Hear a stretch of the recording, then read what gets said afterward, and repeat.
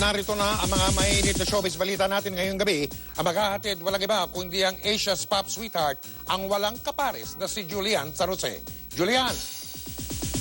Thank you, Sir Mike. Narito na ang ating chika in a minute.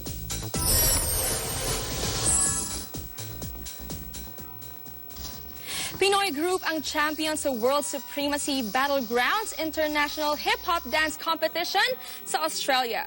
Big winner ang grupong FMD Extreme ng Marikina this year. Sila rin ang nanalo noong 2013 at 2014. Pinoy group din ang third runner-up sa competition. Sa 23 Pinoy groups na sumali, 17 ang pasok sa finals. Lumalabas daw ulit sina Chris Bernal at ang original niyang ka-love team na si Alger Abrenica. Sabi ni Chris, ayaw niyang isipin na nanliligaw sa kanya ang binata.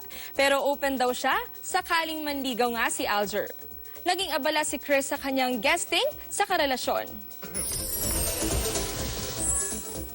Si Rian Ramos ang itinanghal na Most Beautiful Filipina ngayong 2016 ng online entertainment portal na Philippine Edition. Nakakuha ng mahigit 121,000 votes si Rian. Third place si Glyza De Castro, habang nasa 10th place naman si Christine Hermosa. Kasama rin sa top 15 si Riza Senon. Salamat po sa Philippine Edition dahil napabilang po tayo sa ranking na 7th place. Thank you. Narito na ang mga chika in a minute.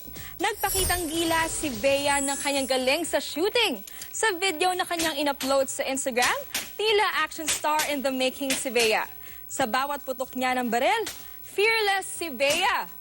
At sa pulpa niya, ang mga target. Wow! Agaw pansin naman ang muling pagrampa sa New York Fashion Week runway ni Miss Universe 2015 Pia Alonso Wurtzbach. Fresh si Queen P sa kanyang majestic peach gown na bahagi ng koleksyon ng premyadong fashion designer na si Sherry Hill.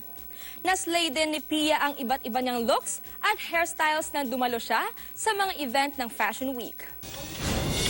Up next, si Ding Dong Dantes. May inaasinta para sa alias Robin Hood. Dagdag ang archery sa mga inaral ngayon ni Ding Dong Dantes para sa upcoming series niyang alias Robin Hood. Yan ang chika ni Aubrey Carampel. Dream come true para kay Ding Dong Dantes na gampanan ang bago niyang role sa upcoming primetime series na alias Robin Hood. Nag-aral pa raw si Ding Dong ng archery para mas magampanan ng mabuti ang kanyang karakter. 18 years pala ako sa GMA na gumagawa ng mga teleserye, gumagawa ng mga TV shows. So, sobra lang yung feeling of gratitude. Lalong-lalo na naipagkaloob sa akin at napagkatiwalaan sa akin yung role ng alias Robin Hood. Gumaganap siya bilang si Pepe, isang abogado na napagbintangang pumatay sa kanyang sariling ama. Sa kanyang paghahanap ng hustisya, haharap siya sa iba't ibang engkwentro at makikilala siya bilang si alias Robin Hood. Hango raw ito sa master plot ng English folklore na Robin Hood. Hindi naman talaga pwedeng mailagay sa ating mga kamay ang batas.